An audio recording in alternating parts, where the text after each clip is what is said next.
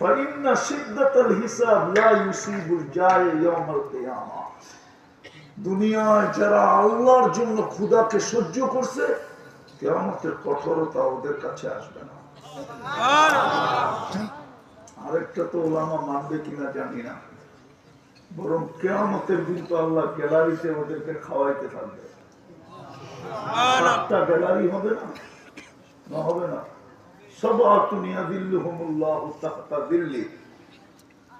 সাতটা তো গ্যালারি হবে, একটা যুবকদের জন্য হবে। তো কথাকে গুছায় নিয়ে আসতেছি, যদি উম্মত শুধু একটা জায়গার সাথে নিজের সম্পর্ক 100%, তাহলে আজকে এই দুর্দশা উম্মতকে দেখতে হতো না।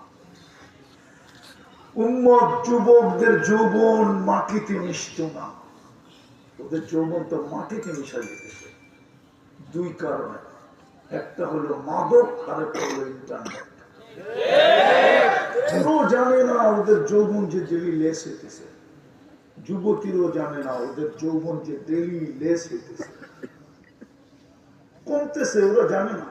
কেন আমার সুশীল সমাজ বলে না, আমার শিক্ষিত সমাজ এদিকে ইন্ডিকেটর করে না, আমার ডাক্তার সমাজ জানা সত্ত্বেও বলে না। ওরা জানে এদের যৌবন দিন দিন লেস হইতেছে, ইন্টারনেট এদের যৌবন শেষ করে দিতেছে। সারাদিন আজে বাজে জিনিস দেখে যৌবন থাকে তো থাকে করতে।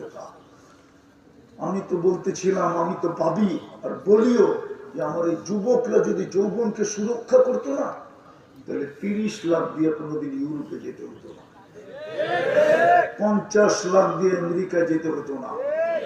একটা দিন অচিরেই আসবে, আসতো